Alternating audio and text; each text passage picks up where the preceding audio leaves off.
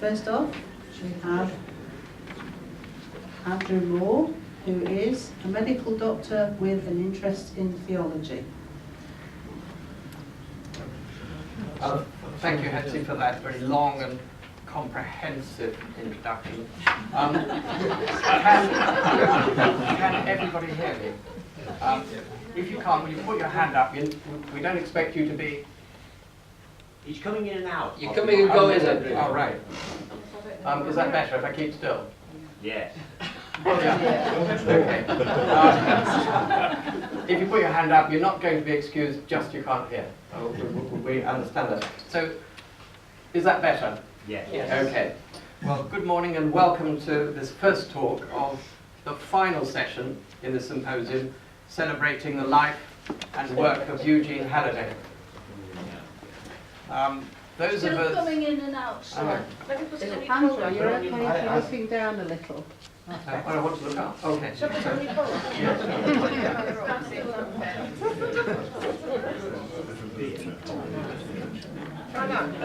Is that better? Yes. Good, great. Right, okay. So, those of us that knew Eugene remember that he was a great fan of mnemonics, one of which was harps, which he wrote down as H being hermeneutics, A for art, R for religion, T for philosophy, and S for science. And he encouraged all his students to explore these five areas of life. And looking at the program as it's changed today, it's actually worked well, because I should be doing the religious bit. I'll be followed by the philosophy, and Keith will be doing the science, and Hepzibah will be majoring on the art.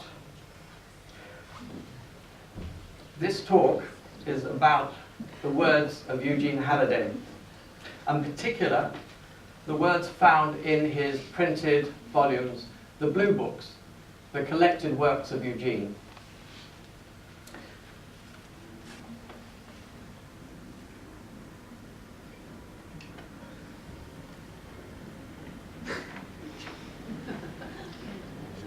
Two quotes here.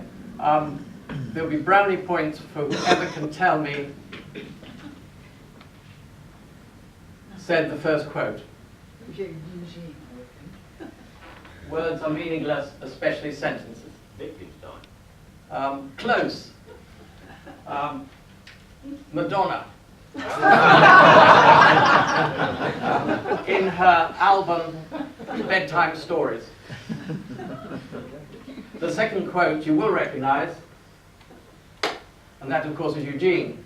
We do not define things with our words. Things are. They exist already defined by the fact of their existence. What we define when we define a word is the limit of its application. And this is very, very important, and is really the basis of all that he taught over the 3 to 4 decades of his life until his death in 1987.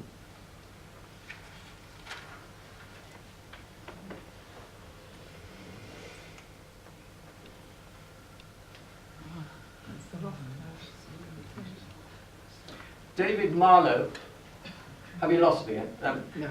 David Marlowe, the editor of the collected works of Eugene, which are at the back and can be bought. Andrew, it might be better to just use the handheld mic, I think. Okay. If it's going in and out of... Really? I don't know why, because it's... No, I can do the handheld mic. Okay. Take the other one off, Let's take this one off. Right. I don't know why that's happening. But it didn't happen yesterday. No. Sorry, I think it's me actually. No, it isn't. It didn't happen yesterday. Is that better? Yes. Okay, fine, good. When he lifted his head up, it was losing sound. I'll start again. David Marlowe, the editor of the collected works, wrote this in his preface. The privileged company who knew the author of these works and experienced at first hand his boundless wisdom and humanity will know how difficult it is to make credible to a wider audience the magnitude of his powers. His own description of himself was simple and invariable. Eugene Halliday, artist. And in Tabley Cemetery, which is a mere half an hour's walk across the fields from here, you'll find on his gravestone simply written artist. Throughout his life, David Marlowe continues, Eugene Halliday worked without cease. The body of his work, written, spoken, drawn, painted and sculpted, is imprinted not merely on paper and clay, but in the hearts of all those he helped in the spirit of Logos love. I was not one of that privileged company who knew Eugene. I never met him in person, but I have met him, I believe, through his writings and through his words.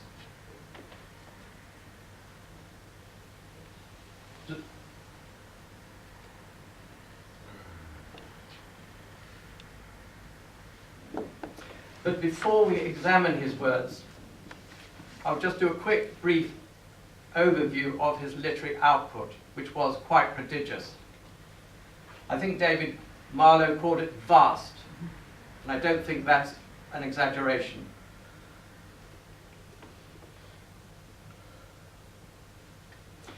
First of all, who did he write for? Well, in the early days, he wrote for the Healing Quarterly, the Cavendish magazine, which I think was issued by the United Reformed Church in All Saints, is that right? Congregational Church. A Congregational Church in All Saints, Manchester. He wrote articles for St Michael's Church, Northern Moor. He wrote extensively for Ishval, the Institute for the Study of Hierarchical Values, the charity that he and David and others set up, and was based at Hierological. Hierological. Very important, sorry. You're right. Hierological Values, which was based, which was the charity set up and based at Parklands, that house 5 or 6 miles from here, outside Altrincham, in Bowden. He also wrote for the IHS, the International Hermeneutic Society, the sister organisation based in Tannigarth Hall, outside Chirk, on the edge of the Berwyn Mountains in North Wales.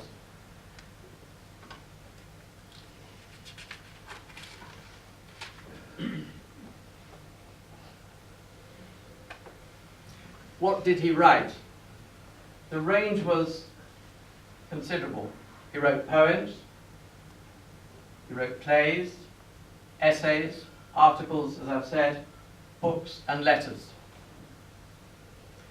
The plays were performed, I believe, in Parklands, in the theatre there, and once, I think, in Liverpool Cathedral, and also one memorable occasion at St Michael's and All Angels in Northern Moor, when he put on the play God's Greatest Sin.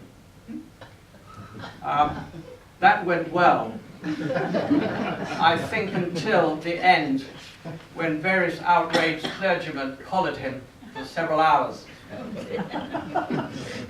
afterwards. Outrage.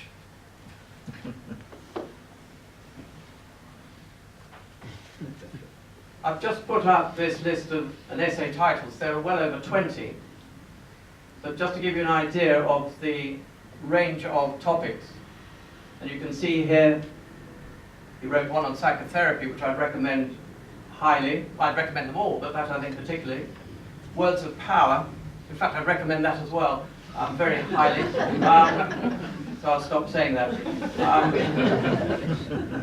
He wrote on truth, the weight of faith, yoga, towards a whole being, and the remarkable soliloquy on the cross, which was actually the first time I really came across him. And I'll explain to anybody afterwards why that's left such an impression on me. It was a soliloquy of the words of Christ hanging on the cross. It lasted 40 minutes, and David Marlowe was hanging on that cross, a cross that David Marlowe had made in the workshop at Parkland. It was quite a remarkable occasion.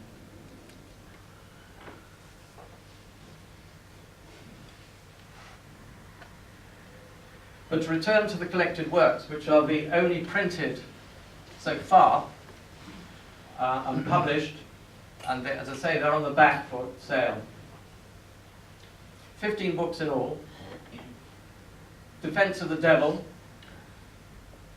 Reflexive Self-Consciousness, The Tacit Conspiracy, Contributions from a Potential Corpse, parts 1 to 4, Essays on God, The Conquest of Anxiety, Through the Bible, parts 1 to 4, and Christian Philosophy. I should say that I found them initially extremely difficult books to read. They're not easy. They're written in a style which is uncomfortable to us today. It's didactic. There are very few question marks, almost no exclamation marks. When I first read them, I had no idea the character of the author. So there's very little idea, to me, when I read them, of who this man was. I think it could be called, and Hepzibah will correct me, it is in a literary style which is described as apodiactic, which has that straight, uncompromising statements. In pejorative terms, it could be called messianic, but he was not messianic. But that's the style. So they are difficult to read, but the content is all that is important there. Worth struggling with. What I shall just do briefly for a few minutes is just take a couple of these books just to illustrate the ideas and beliefs that he was dealing with. To whet your appetite and get you to buy them. The first one I've chosen is Defense of the Devil. It is deliberately provocative, and I believe was written in a weekend, in his freehand, almost complete, with no alterations. In the preface, Eugene writes, "So far God has written all the books. We have not yet heard the devil's side of the story," which is a quote from Samuel Butler. Early in the book, he also quotes Blake, one of his favourite authors. "Opposition," said William Blake, "is true friendship." Eugene provocatively lays down the gauntlet in this book, and he has Lucifer as the hero. He has Lucifer speaking to his fellow angels who are asleep. He shouts to wake them up and to hear from him the story of creation, the fall of man, man's weary labours on earth, the story of Abraham, the incarnation of Jesus as word deed, the Redeemer and Saviour of the world. And this dissenting angel, Eugene says, Lucifer the light bearer, intuits an infinity of yet undisclosed potentialities of creative activity which might delight God. I'm not sure that the book one would leave beside a relative with a slightly suspect heart. But nonetheless, it's very challenging and worth reading. Another of the blue books, the printed version, is Contributions from a Potential Corpse. Nowhere near as gloomy as that would suggest. These are written from the late 1950s up until his death in 1987 as really a day book. of wisdom, which he collected as a manual of self-development for every man. The first page, he writes, "What drives me incessantly to think, to read, to write? The will to love." Nietzsche says the will to power, but I say that the will to power is perverted love, and that love wills to love, and that love is work for the development of the functional potentialities of being infinitely.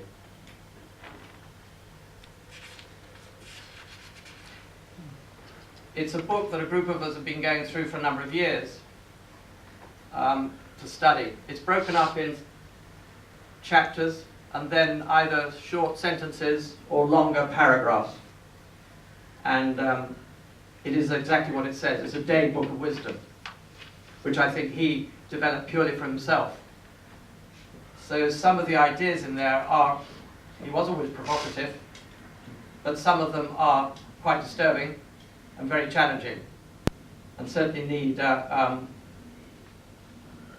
close thinking about, but taken in totality. If you take just bits out of it, I suspect, and I would suggest, you get a very strange idea of what it was that he actually was saying the whole of his life.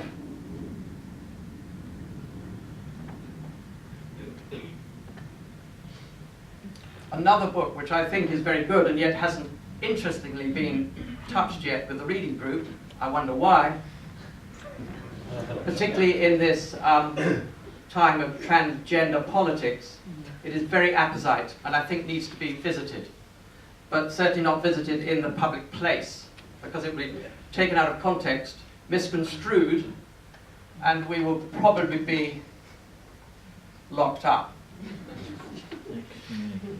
In this book, Eugene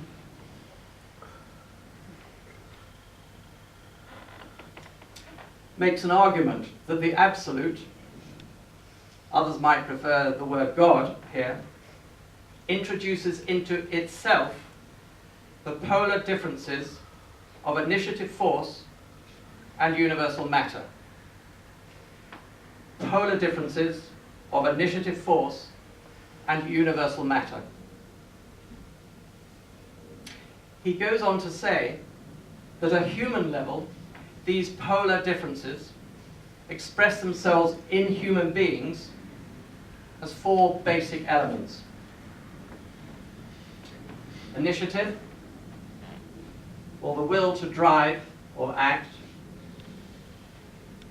ideation or reason, rationality; sentience or affective feeling response; substantiality or mass inertia.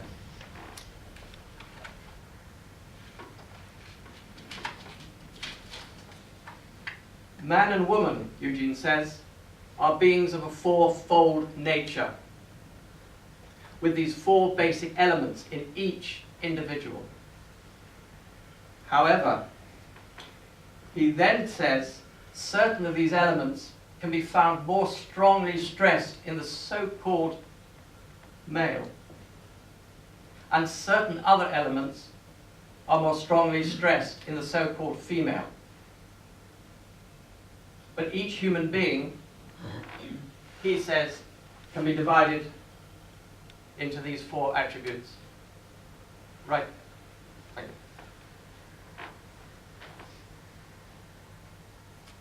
I think it's important that we remember why he called this a tacit conspiracy. It's a silent agreement, he says, not to comment on or to discuss something, event, or relation which is understood, but which for certain reasons is considered better unexpressed. Now I think at the moment we're going through a very difficult time at all levels, and it's worth remembering that actually that is what's going on all the time. It's a tacit conspiracy for all human beings, in relationship and those that are solitary. No different. Each human being has these 4 elements, but, as he says, some are more strongly stressed in the so-called male, certain other elements are more strongly stressed in the so-called female. Thank you. Another book, which is which I have enjoyed, is Essays in God. He puts at the front, un Dieu défini et un Dieu fini, which I don't know who said that, but the translation is a God defined is a God annihilated. He then, in fact, goes through and defines God. Well, and these are some of the chapter headings. What God cannot do, the Supreme Spirit, solid God, God-man, man-God, God's body, God and science, God is dead. So this is just a brief overview of the printed works. Now, what has happened to all this literary endeavour? Where is it now? What is being done with it? And we come on here to the contemporary history, Malden House. After Eugene's death and after Parkland's was sold, the archives of the library books, tape recordings, of which there are over 300, and all the writings were housed for a number of years in the Ark, which was a commodious cabin come office in the garden of Stable Cottage, the home of David and Zero Marlowe, in Ollerton, a few miles away from here. After their deaths, the archive was moved to a suite of offices in Malden House, Chorlton. And it's in Malden House that we keep the library. There are over 4,000 volumes. Art to Zoroastrianism. Very varied collection of books of varying quality, but extremely interesting. From Sufism to Zoroastrianism. And in Malden House, the volumes are stored and they've been catalogued, counted, and given in this Aquarian age a unique identity number and put onto computer with a view that with this digital storage, future students will be able to access the work quickly.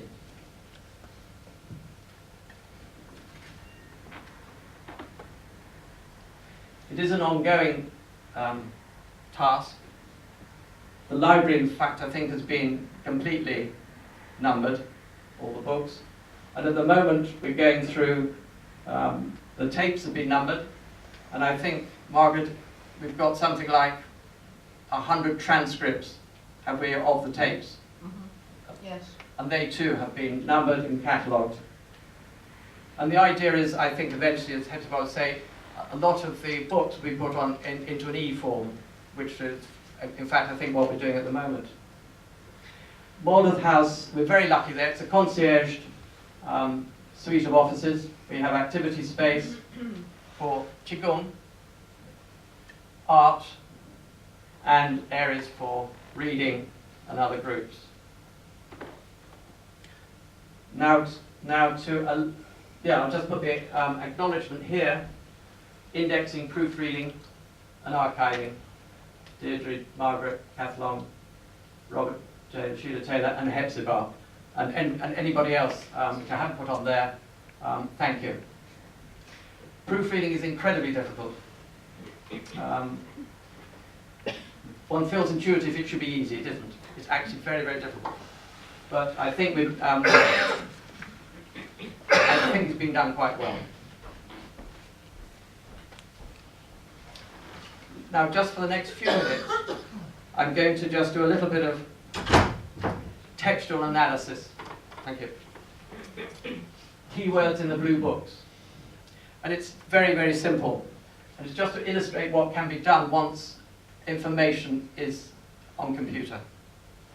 What I've basically done is count out of the index to the blue books, the collected works, all those words which have been mentioned more than 50 times. All those words which have been mentioned 100 times. And if you look in the index of the blue books, you'll find that in order of ranking, those words which have been used 50 times, body, consciousness, Jesus, energy, spirit, soul, pain, forms, and freedom. When we look at those words which appear in the blue books more than 100 times, self as a compound word, 281. God, 286. Sorry, 268, thank you. Man, 151, time, 108, power, 107, truth, 106, will, 103. And then it drops off rapidly. So those actually are the key words in the blue books, which rather surprised me, for reasons which I will say in a moment. The words, the self words, the compound words, which he uses 200, more than nearly 300 times, the top ranking of those, self-image, self-awareness, self-consistency, self-control, self-knowledge, self-responsibility, self-examination, self-consciousness, self-realization, and self-pity.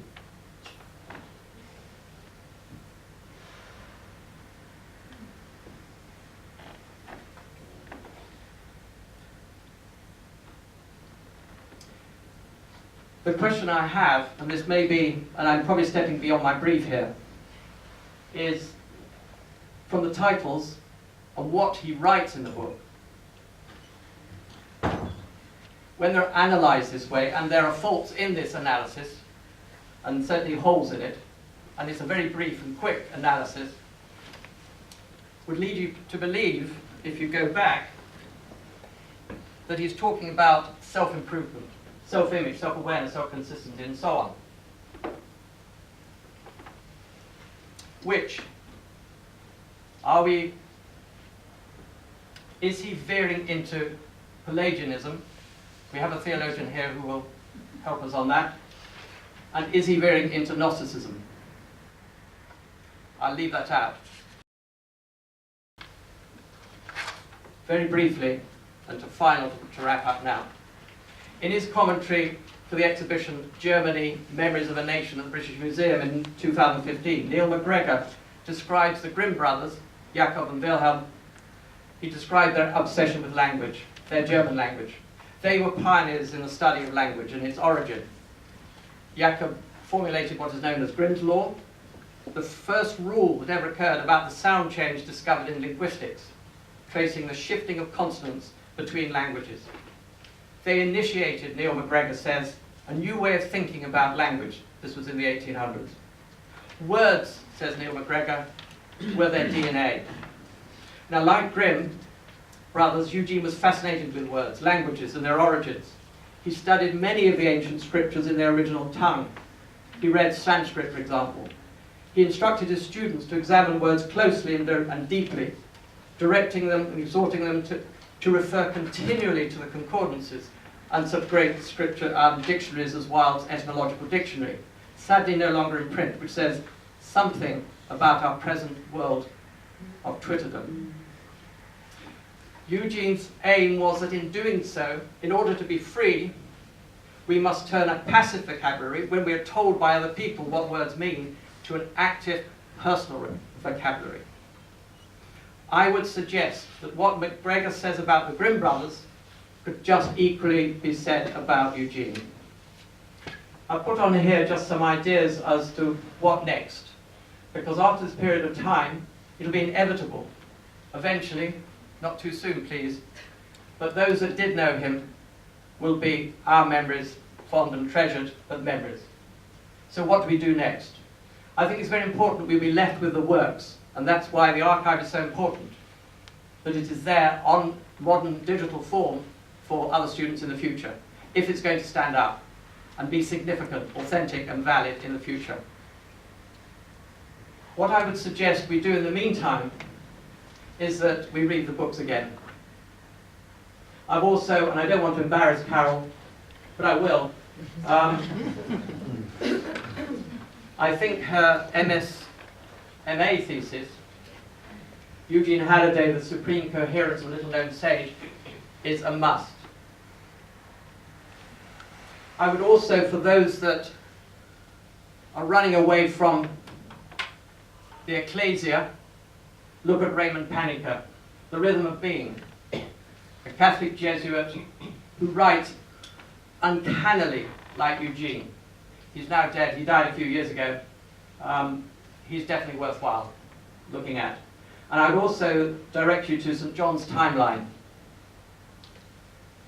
For those like myself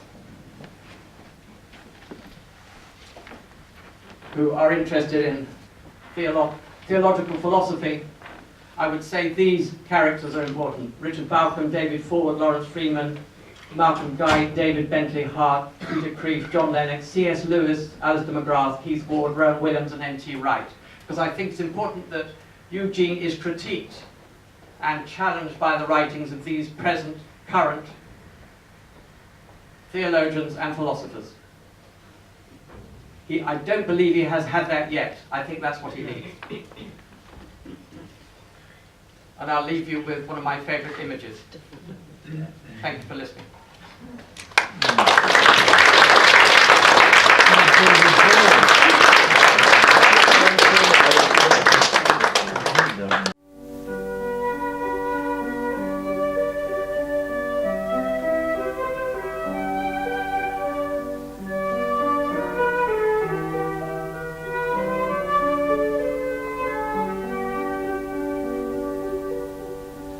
So, as Andrew mentioned, Carol Keay's thesis, she did an MA in theology at Exeter University.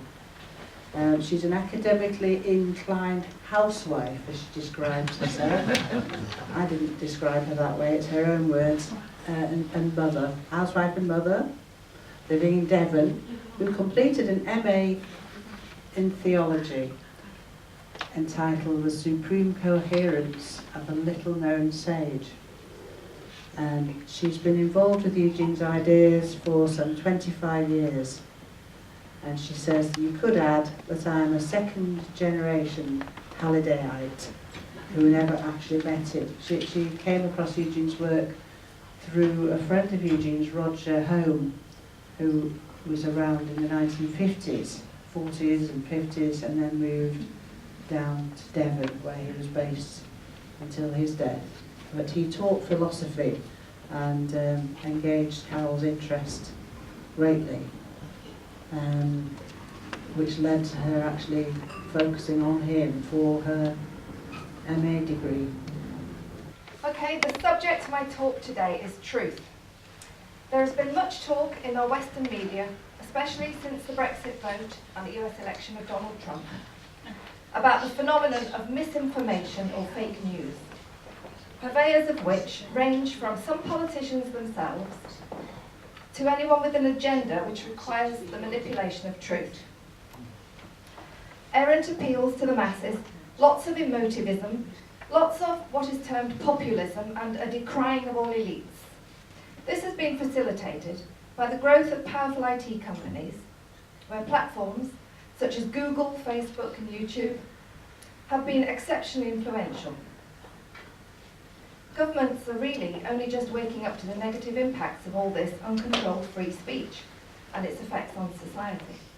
Effects which result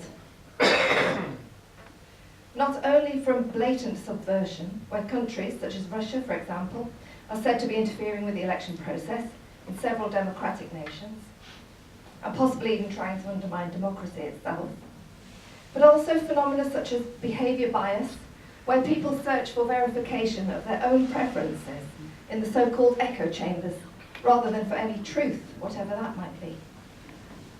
Consider also that society is increasingly dubious about truth. Obviously, scientific discoveries must be regarded as true, But beyond this sphere, it appears that the movers and shakers of today much prefer the 21st century liberal democratic values where where the then Cardinal Ratzinger pointed out, freedom of opinion trumps all other moral values. Much of Europe in particular likes to think of itself as post-authoritarian, post-religion, and apparently post-truth. Unfortunately, perhaps, such liberal values do not exist in isolation, and they could hardly be imposed if they did. Something will have to give, and we obviously can no longer rely on common sense if we ever did. Against this cultural and political background, I thought it might be helpful to remind ourselves about what Eugene had to say on the subject of truth. Eugene believed and taught that the highest development of consciousness in mankind is spiritual committal. What does this have to do with truth, and what does it mean for us if we take this pursuit seriously? Firstly then, a brief introduction to Eugene Halliday and his unique legacy. Most of what we can say about Eugene is of the order of what he means to us. It is my view that Eugene's teachings are panentheist. This is a word which means all in God.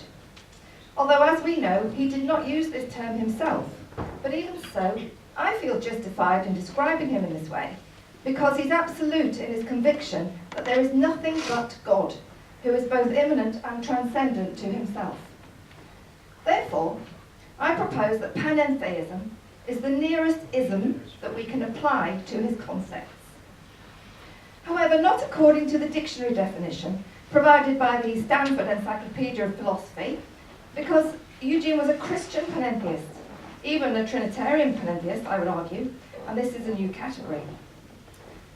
Eugene was Christian, but we are easily fooled because he had an esoteric understanding of the New Testament, an understanding which was equally applicable in his consideration of other great religious texts, as well as other metaphysical and philosophical systems, remembering that he defined this important moniker, system, as a saviour for a time.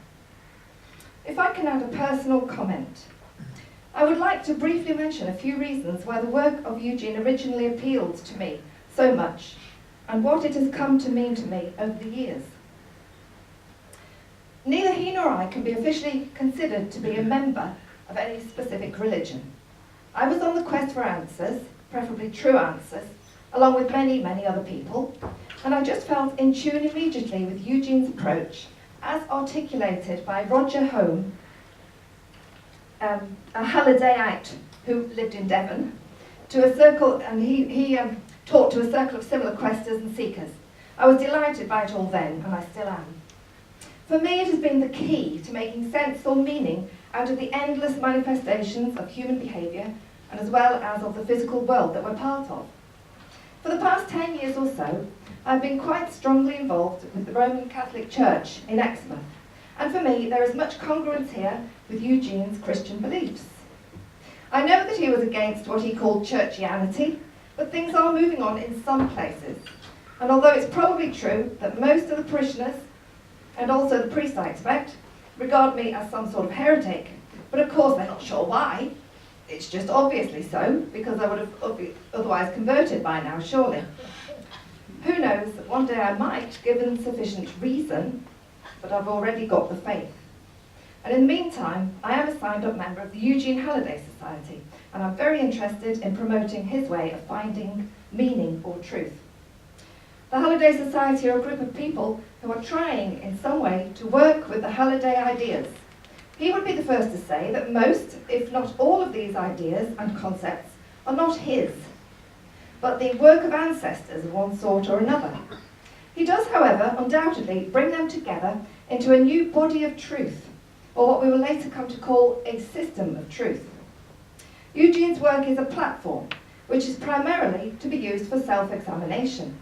That is its only authentic usage from the perspective of a pupil. Start with any one of his methods, for instance, yantra, and see what can be learned about ourselves from working within that particular system or method. Now, of course, I could not start with this specific method, because I've never experienced it in a participatory manner. I've never read any accounts of exactly what's involved. And obviously this problem is increasingly going to apply to all future students of Eugene Halliday. That is why Eugene's own method of self-development, reflexive self-consciousness, needs to be promoted as the tool or the system that it was intended to be, both an end and a means to that end. And also, there's a book about it, unlike Yantra. As most of you will know, I've never met Eugene in the flesh, and only know him through his work and what I've been told about him. This is important because I'm committed to my characterization of him as supremely coherent. This means that it is incumbent upon me, firstly, to make sense of what he says as an intellectual model, and then to begin to work with this model and find out if it does what it says on the tin. And only then can it truly begin to have meaning for me. So we're all on a journey from birth to death, through time and space. Some seek for meaning, some don't worry about such things and just get on with it. And some think it's all meaningless, more an endurance test than anything else. A friend of mine goes by the principle, life's a bugger and then you die. Let's get it over with and look forward to life eternal. Excuse me. We are here to find out what Eugene can teach us about truth, although many have said that things only become true in the doing of them. Certainly this is what I'm referring to when I discuss working with Eugene Halliday's system in order to experience truth, as distinct from intellectualizing about truth. Don't believe me, try it for yourself, was a common Eugene recommendation. Introducing truth. So this talk is about truth and what Eugene meant when he spoke about that concept. If I was to ask, what sort of person do you think Eugene was and what does he mean to you, I would probably get as many answers as there are people in the room. We all have our own ideas, which to us are true. If we wanted a definitive view, we would have to form a consensus of opinion from all the individual's subjective ideas, and the resulting agreed statement would be so general that it would say very little. We realise today that our opinion is simply ours, and who Eugene Halliday really was known only to himself. We have faith that he knew himself as a result of working upon himself according to the manner which he tirelessly recommended. Likewise, any of us can only begin to have self-knowledge if we carry out similar investigations. This is what must be done if we want to become more than just a coat on an invisible man. All these individual subjective truths are actually psychological truths, which is why Eugene is emphatic about our need to examine our thinking, feeling and willing, not simply to see what's occurring, but in order to make choices and decisions about it. These can obviously be whatever we like, but all the great religions and traditions and wise people through the ages, Eugene being one of them, to whom we look for help on our journeys, tell us that our free will resides in truth. How so? Because in order to exercise our free will, we must first be truthful with ourselves. I've always rejected the idea that there is no purpose to everything. Even though we can't know what the big purpose is, we do at least know that it involves living in the truth. In this understanding, truth is seen to be not only subjective, but somehow foundational. Purpose, freedom, and meaning itself all presuppose truth, because they can all be falsified, whereas truth categorically cannot be. People often say things like, I was searching for the truth, and Eugene either had or seemed to have most of the answers, certainly the ones that I was drawn to. In fact, to re-emphasize, Eugene has left us with a truly coherent body of ideas which can invoke our own determination to live in the truth. I would like to propose that the intellectual legacy of Eugene's work is found in this system of truth, a vehicle which can be used to generate our own body of truth. Two considerations, firstly, then, please. Number one, other people's ideas, including Eugene's ideas, are only useful to us if we can actively adapt them to ourselves, because otherwise we passively adapt ourselves to them. And secondly, consciousness, defined by Eugene as the state of sentience experiencing a relatively clearly defined aggregate of forms. Consciousness can observe, it can react, it can observe itself reacting, and it can consider. It can consider whether to act or not. Any idea of freedom resides in accepting that not reacting is a worthwhile goal. We do not like the idea of being Pavlovian and prefer to have choice. Obviously, our choices are not free unless we can discover what it is that drives us to choose them. What are our motivations? We're only free insofar as we choose to be truthful with ourselves. Without truth, freedom can have no practical meaning whatever, and in fact, free action is so rare that we can hardly think of an example. So with these ideas in mind, let us take a look at what Eugene specifically says about truth. In the booklet Truth, entitled Truth, he gives an exposition of what I suggest is his definitive formulation of what truth is.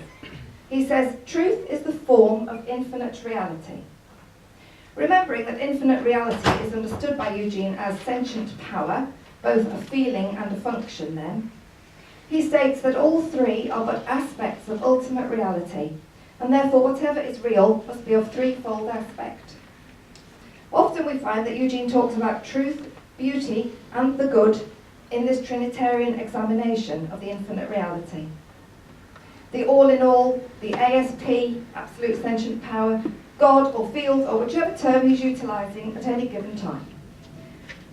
The transcendentals, the true, the good, and the beautiful, Eugene nearly always considers these as an interdependent totality. He says that the true on its own is rigid and cannot function. It is merely form, and it needs to be mobilised or to become functional, also called by Eugene purpose or the good, as well as requiring to be balanced by feeling. Earlier this week, I was walking along Exmouth Promenade when a workman got out of his truck. There was a seagull on the roof of his cab, and he made some cooing and clicking noises to it. And he saw me coming along, and he said, almost embarrassed, "Don't you think they're beautiful?" And I nodded and smiled and walked on. I hadn't got very far when it occurred to me that, no, I don't think they're beautiful at all. I think they're scavenging vermin, in actual fact. But then I thought, well, I'd reconsider that. I had a moment of sort of reflection, and I thought to myself, well, no, they are beautiful. It's merely through human interaction that they become traduced. So when their seagullness is functioning as it should be, they're balanced and hence beautiful in themselves. And the unbalance is what we impart or impose upon the world. So returning to Eugene's ideas about the real, we can see that this explanation logically leads into his threefold analysis of mankind, head, heart and belly, that we've been hearing about. This schema is used unfailingly as illustrative throughout his work. Eugene's three-part man analysis demands that we get our thinking, feeling and willing working cooperatively together, whilst at the same time he insists that this in itself will still be inadequate without a fourth part, the coordinator, whom he names as Christ. This is what is required to produce individually responsible, reflexive, self-conscious beings. If we ignore or we don't fancy this designation, Christ, then I suppose we will remain on the perimeter of being, like the proverbial cut-off branch. Eugene recommends that we cease self-deception by learning to use words truthfully. He says the importance of the word is utmost. The words spirit and truth anchor our energies, save us from annihilation. We are what we are because these words have been meaningful to the human race for millennia, and we shall raise humanity to even higher levels only if we retain our understanding of them. These are the only two concepts that we need to get hold of, spirit and truth. Sentient power is a force or power which feels its own condition. Eugene uses this as shorthand for God, the field, the infinite.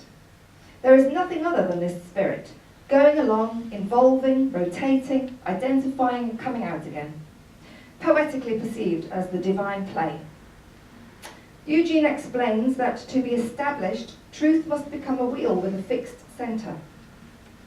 We can infer that sentient power has a purpose because there is an established physical universe, a cosmos in which we exist.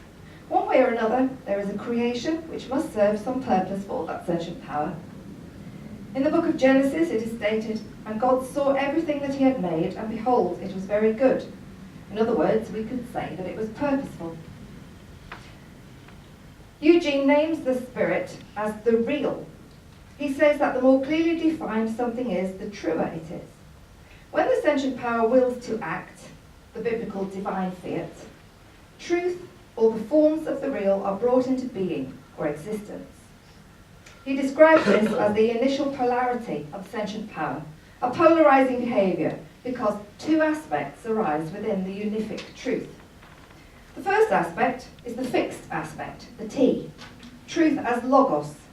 Logos is a Greek word that refers to the divine word Christ. In the beginning was the Word, and the Word was with God, and the Word was God, and the Word was made flesh.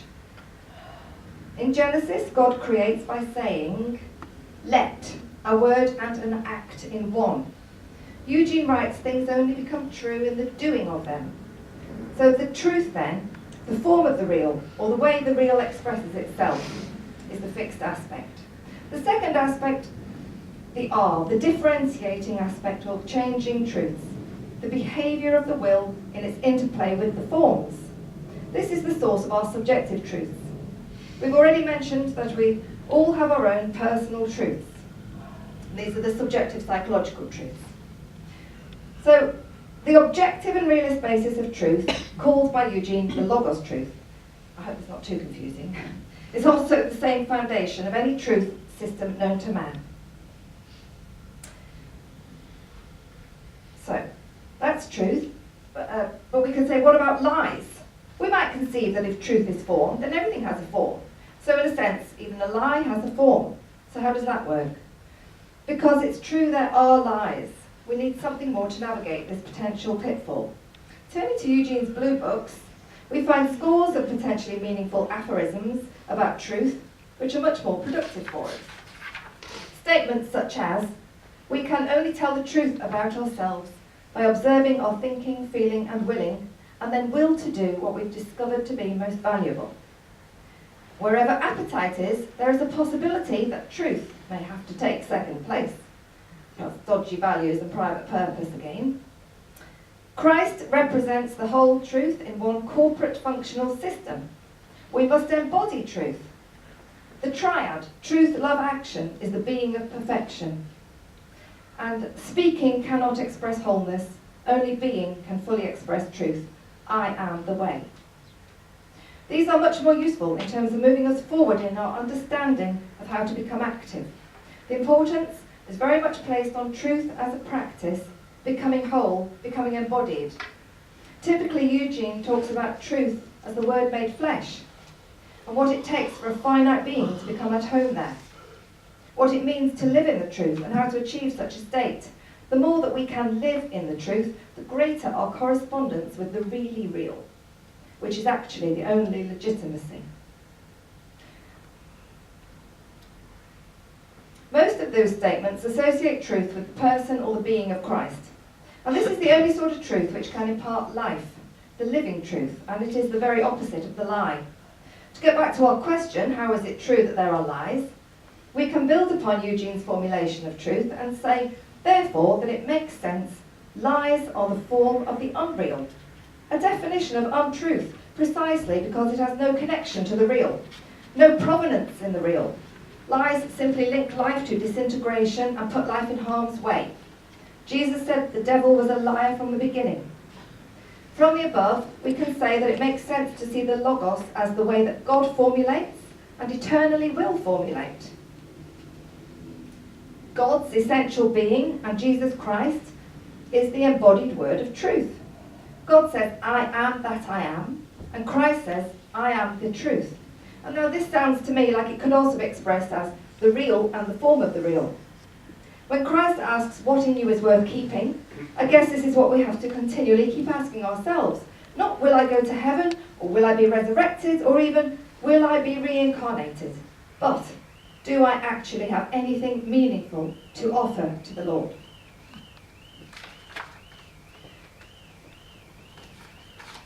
In selecting assorted quotations from various books and talks of Eugene's, my intention is to illuminate the overall pattern, because in their various contexts, the bigger picture is necessarily out of focus.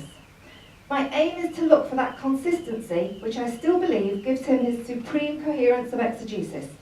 At any rate, this is my interpretation or understanding of what Eugene says. what it means to me about what we need to do and why we need to do it. Reason and faith combined. By reason, we choose the true, the good and the beautiful, which faith calls the truth, the way and the life. Eugene brings it together for us intellectually, and if we choose his system of work for ourselves, then we are compelled to set about making it meaningful and, or using his term, making it operative in our own lives. Eugene wrote, "Committal is in the will.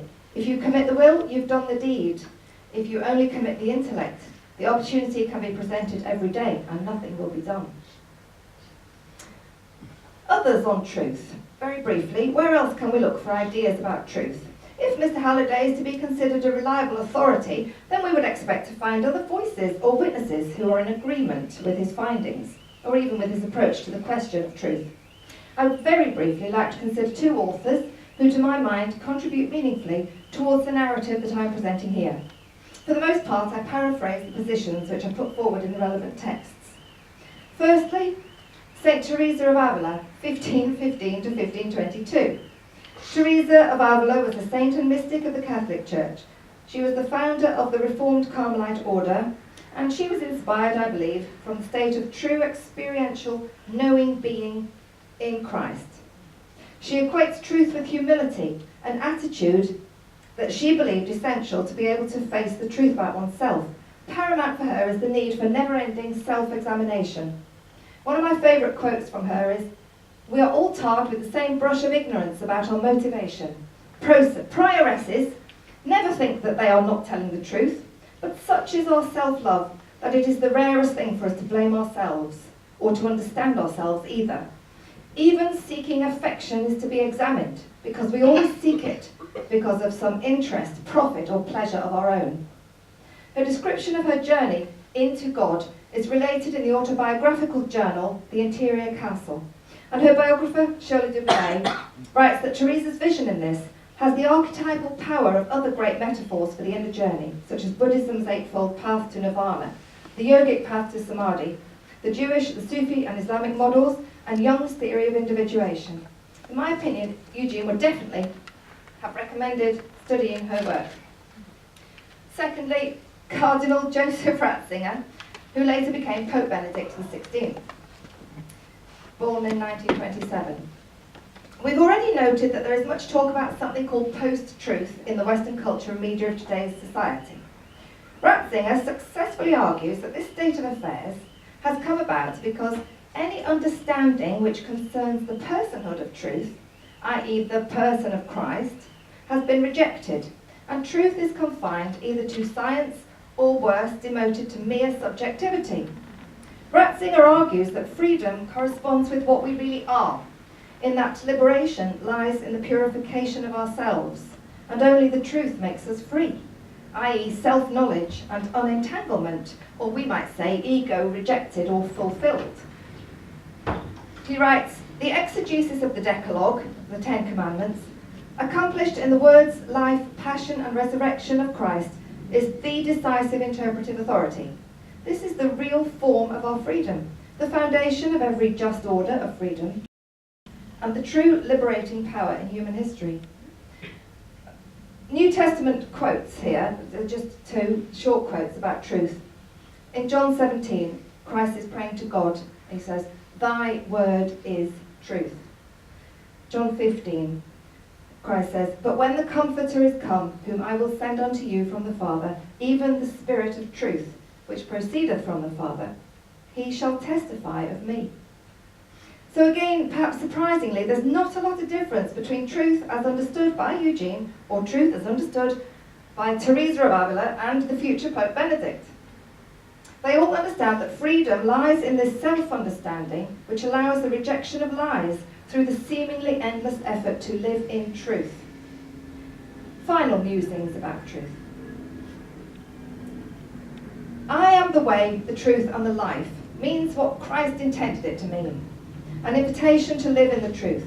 We can make a start by observing ourselves and rejecting lies. Rejoin the "not I, but Christ in me."